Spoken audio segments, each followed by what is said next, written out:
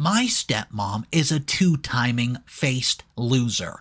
I knew she didn't really love my father, but he was so blinded by her beauty, her younger age. Well, now I bet he's regretting ever getting together with her. Let me tell you about my two-faced stepmom.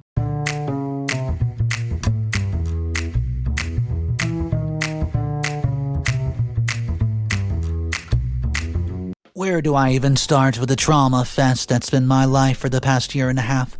Let's rewind to 3 years ago, which sets the stage for the whirlwind that followed. My mother passed away when I was 15, leaving a gaping hole in my heart. She was the kindest soul I knew, and losing her so young was absolutely devastating. I still remember getting the call from my aunt that my mom had been in a terrible accident and had not made it. I completely broke down, unable to process that I would never see her warm smile or hear her gentle voice again. My dad and I, bound by grief, navigated the turbulent years that followed. The first months after her passing were the hardest. I'd wake up confused every morning, momentarily forgetting the tragedy before reality came crashing down on me again. Going through her clothing and belongings was excruciating. Dad and I clung to each other, weeping into the night. He was my rock. Understanding the deep scars that losing a parent can leave on a young person. I struggled those first few years of high school. It was hard to concentrate and hard to see a future. I shut myself out from all my friends and stopped doing activities that I used to love. Depression sunk in, and it had its claws deep. If it was not for my dad's patient support, I don't know if I would have graduated. But slowly, the acute pain of loss doled into bittersweet memories. Mom would have wanted me to keep pursuing my dreams. I found my way through college and early career struggles, but loneliness still haunted my father and our now too quiet family home. The room seemed to echo without Mom's warm presence, and I knew Dad was putting on a brave face for me, not wanting me to worry, but I could see the profound sadness behind his eyes. 5 years ago, when I was 23, Dad started to date again, and I knew he longed for companionship. I was genuinely happy for him. He deserved a bit of brightness in his life after all the years of dimmed lights. When he told me about Claire, his new partner, my instincts screamed trouble. She seemed to check none of the boxes of women my dad would usually go for. She was flashy and showy, the epitome of privilege and luxury, a stark contrast to our humble, simple family life. From what Dad told me, Claire came from an affluent family. Spent summers in Italy and worked as an interior designer for celebrity homes even. I tried not to judge someone I had not met, but I just had a bad gut feeling about the whole thing. Still, despite my unease, I supported my father's choice. After years alone, maybe she would bring him joy again. Who was I to stand in the way of that? The whirlwind relationship progressed rapidly in the coming months. At first, I hardly recognized the dad I knew. He adapted all of the interests Claire was into. Golf, expensive wines, extravagant galas. It seemed to me she enjoyed parading him around like a trophy. I've taught David so much, Claire would boast. He never did any of these things before he met me. At the same time, Dad sold our cozy family home that I grew up in, moving into Claire's gigantic mansion across town. He quit working, and suddenly, at Claire's beck and call, she whisked him away on lavish trips and surprised him with flashy gifts. I watched helplessly over the year as the humble, steady man I knew, who gardened and volunteered at animal shelters, slipped away. My attempts to talk reason into him were brushed off. "You should be happy I found someone like Claire." Despite the strained relationship growing between us, I kept peace with Claire purely for Dad's sake during those months. Family harmony was important to him, and I did not want to conflict weighing on my mind, or his mind, and his health starts to decline. It was heart issues. They run in our family, and I noticed him getting increasingly out of breath, struggling to go downstairs even. My medical training kicked in, and I urged him to see a doctor and cut back on the extravagant lifestyle Claire pushed him into, but he brushed me off as worrying over nothing. Over dinner at their mansion one evening, Claire announced that they had gotten engaged. "Oh yes, we're planning the wedding of the decade. All our society friends will be there. We'll be the talk of the town." Another showy spectacle, I thought bitterly while forcing a polite smile. When I learned soon after that I wasn't being asked to have any special role in the wedding, fury and hurt coursed through me. "We already have the attendant selected," Claire informed me coolly. As my dad's only daughter, his closest living relative, tradition would have placed me right at the front with him. Instead, I've been relegated to a random guest seat. The gold-embossed wedding invitation that followed soon after felt like a slap in the face. As I turned the heavy cardstock over in my hands, hot tears welled up in my eyes. After everything we've been through, now even his wedding was being taken from me. I agonized for days about whether I could stomach attending what felt like a sham celebration, but not wanting my absence to hurt my dad, I RSVP'd yes. So, I convinced myself putting on a happy facade for one day it would be better than causing him stress. But as the big circus of a wedding drew closer, so did my dad's health, and it continued to fail. His breathing turned to wheezing, and worrisome bouts of fatigue set in. Yet he refused medical attention. He did not want to, quote, disrupt wedding plans despite my pleading. The nights before the ordeal of a wedding finally arrived. My dad collapsed during the rehearsal dinner and had to be rushed to the ER. Test results revealed that he had dangerously high level of toxins in his system. Somehow. I guess you could say my worst fears were confirmed. His body was shutting down. Claire was furious the medical crisis was interfering with her dream wedding. "Can't you have this postponed?" She hissed at my dad in the hospital room. "Do you know how hard I worked to plan this?" My blood boiled witnessing her cold words firsthand, and despite my protest, Claire insisted on continuing with the wedding ceremony at the mansion, even when father was confined to the hospital. "The show must go on."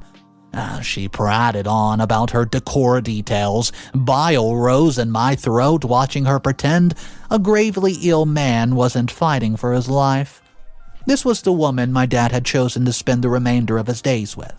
I refused to enable the sham any longer by attending the heartless wedding spectacle without my dad. Whatever fanciful illusion Claire clung into her mind, I wanted no part of it. Maybe she envisioned herself playing a grieving widow for the press one day soon. I stayed firmly planted at my dad's hospital bedside instead, monitoring his declining health. Poison control informed us they suspected some type of venom entered the system and shut down his organs. Then came the call I'll never forget. It was my aunt Janice's voice, uncharacteristically shaking. "Honey, your dad's passed away." My screams, it echoed through the ICU halls and the world stopped spinning. My father, my rock through his life storms, was ripped from my life. Less than a year after marrying Claire, he's dead. In the first raw days after Dad's passing, consumed in shock and anguish, Claire and I briefly shared our grief, clinging to the only person who understood this profound loss. Perhaps I misjudged her capacity for compassion after all. She seemed utterly distraught about losing her new husband so soon, right after their wedding bliss. But at my father's large, formal funeral, organized by Claire soon after, nagging doubts about her surfaced again. She somehow made the event all about her instead of Dad, wearing this dramatic black veil, and sobs heard all around the church. "I can't believe he left me so soon," she proclaimed tragically to the crowd, expressing sympathy. Meanwhile, I, my dad's only living child, was barely acknowledged. When I went up to give a eulogy about my own father and the wonderful memories we shared over the years, Claire cut me off. "David loved our life together. He told me I gave him the greatest years of his life," she said with tears in her eyes, redirecting attention back to herself. I was stunned, I was outraged. She had essentially hijacked my own father's funeral as another spectacle and chance to paint herself as the leading lady. I tried to regain composure as I returned to my pew, my relatives shooting me sympathetic glances. Who was this woman who had come out of nowhere to steal my dad in life and now in death? Update number 1. But the real bombshell dropped soon after the funeral when I learned of my dad's changed will. Despite promises over the years I would be taken care of after his passing, He had signed everything over to Claire in his final years of life, the houses, the assets in my childhood home, and even my grandmother's jewelry, which was supposed to be one day mine.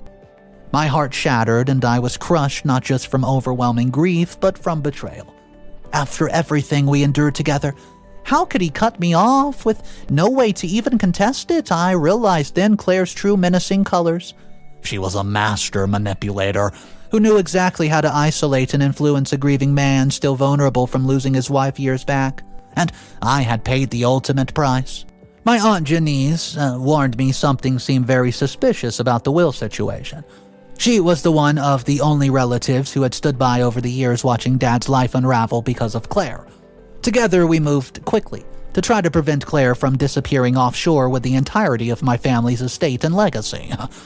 With guidance from Aunt Janice, trusted lawyer, we filed petitions, gathering every shred of evidence that we could against Claire.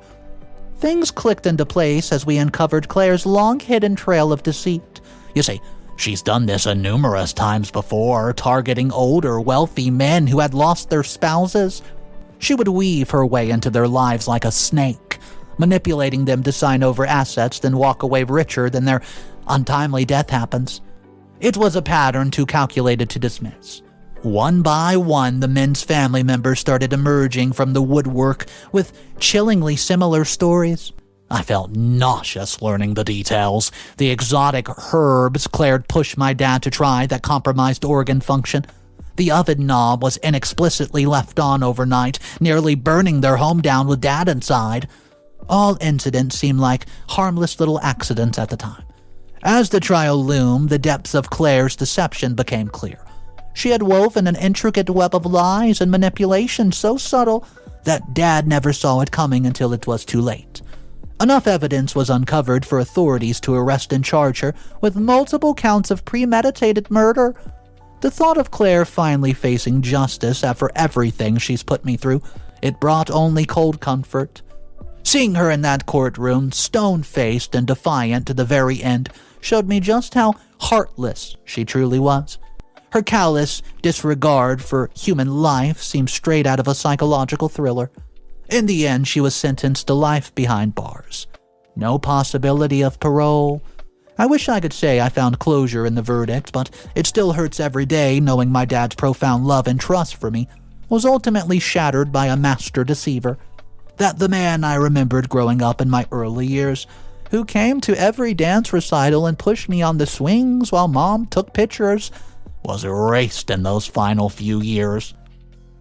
Losing my second parent was so sudden, and under such horrific circumstances it left scars that may never truly fully heal. And the betrayal still stings, and this woman ruined my family and robbed me of the last shred of my beautiful childhood, all for her selfish gains. Final update. Well guys, for better or worse, my dad's health and Claire's chilling betrayal taught me a hard lesson about trust and manipulation that has changed how I approach relationships moving forward. I analyze interactions closer now, weary of seemingly altruistic people offering extravagant generosity without cause. I protect myself, having learned how quickly an isolated grieving heart can unwittingly fall prey. But amid this darkness, shrouding so many years, I'm finally finding slivers of light again. Rebuilding relationships with extended family members who came flooding in to support me after the trial. It's been restorative. Cousins I haven't spoken to in ages and uncles across the country, it gave me hope experiencing the force of their compassion. Of course, the road stretching ahead is long and winding, and the trauma of my experience with Claire won't simply vanish overnight, but when those 3 a.m. panics strikes, now about the future, instead of handling them alone, I have an army of relatives who went to battle for me, reassuring me that the sun will still rise tomorrow, and bit by bit that makes the path less daunting. I still don't know entirely what the future holds as I work to reshape a life derailed by forces out of my control. But one thing is certain. I refuse to let Claire's despicable actions define the remaining years I have left. She stole too much from me already. The question for me now is, how do I move forward from here in a way that honors my parents' memory Could I find it in my heart to forgive my father for not seeing Claire's manipulation as it was, and myself for not stopping it sooner? Well, anyways, the journey unfolding, however gradual, will determine it. Oh, Claire, premeditated murder. Yeah, this story was absolutely insane. I was trying to find some news articles about this one, and I found a lot of similar related stories, so I don't really know which one it was. I couldn't find it on the interwebs, but when I was doing some research on this story, it was amazing me how many people are in the same situation with murder on their mind, trying to get rid of their spouse for, well, money, whether that be insurance or inheritance. It just seems like this is such a cold world. I want to know your thoughts, guys, so drop it down below in the comment section. Let me know.